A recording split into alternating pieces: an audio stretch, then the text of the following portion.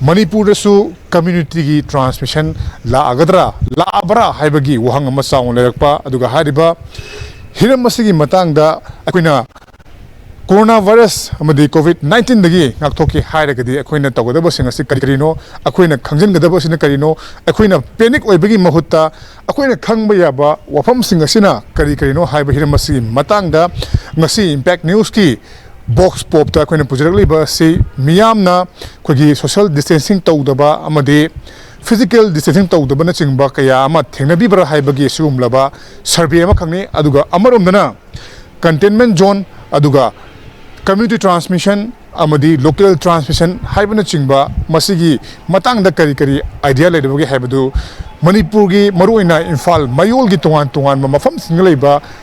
miyam dagi khangal kanda makoina hariba hiram sing asigi matangda kari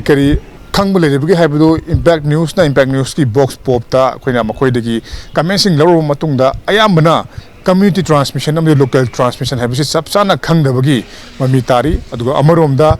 Miyoi ayambana khogi social distancing tawdaba amadi physical distancing tawdaba na chingma kaya ama ui haibagi pausu lakli makoina phongor ki bafam singadu taminasi tamo khogi COVID-19 gi laise se masi ngakthok nabagi damakta laingak namani doctor na tongan ba sekhing thorang kya ama lokhat nabara haibire samhai kanda tamo jing marks upidi ai jup sari ko ado marks up physical distancing maintain tawba aduga khoi se social distancing maintain tawba kusa sengna hamba asiguma mayam se hairaga su khoina masiguma se thugaiba masida khoina hena luna loction daba kya ma thengna bagi pauki tam lai do tamono su sugumba khogi physical distancing tawdaba bazar da pot laibadani khangde dukan dani khangde sugumba se thengna bi bra haibadu hamda than madudi akhoi ma mate ma sage dilo pura taiwonare akhoi je social distance je laidane dukan hange yengbiyo majirota adegi thangal bazada moina tawriba kiri inara loi je karum kanda masi akhoina thengnaba ui masi koi ngakna di chatlerninge ubudi uye ba ko adu nungai te do akhoina di kamai hairani sidi government na oina section tharang lokhat pi gadamne ba government hariba doctor singna hariba singsi indaba thengnabi baga yaubra yawibo akoina pot laiba matamdasu ko sumaina kitang lapna laibiu kan haibase adum aina outside da changsalakpa adumaida dum taweba adu ko yam lei masa yan ta da yam yawe khoi Manipur da thawriba gari miyam ju social distance yaw da me yawe bazar da market ta hinjang na pi yombi singje masida di khara thengnai masida isida inna ba khotna ba tawi ko containment zone se kaino khangbibra madu mudi ai knowledge leside containment zone ai je khoi ngasagi positive oiba mafam mama maduna koliba jaga si containment zone ne na maina containment zone hai se kaino si ma khangbibra sije akhoi gi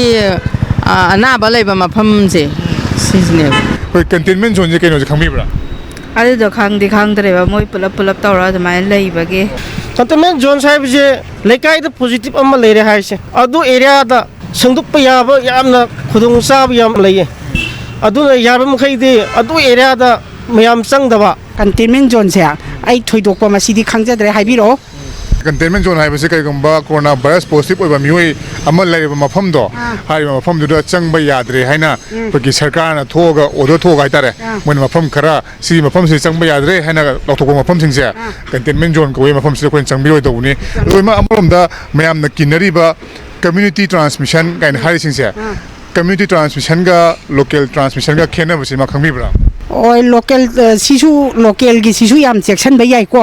adubu masini yam sathiri ba se ko community transmission aduga local transmission gi matang dai ta khangdare de adu de khangdi community transition haibase sengna jiri da hoji thoe mi amadagi akhoi gi mapandi changakpa positive oibasi nataba makhoi dagi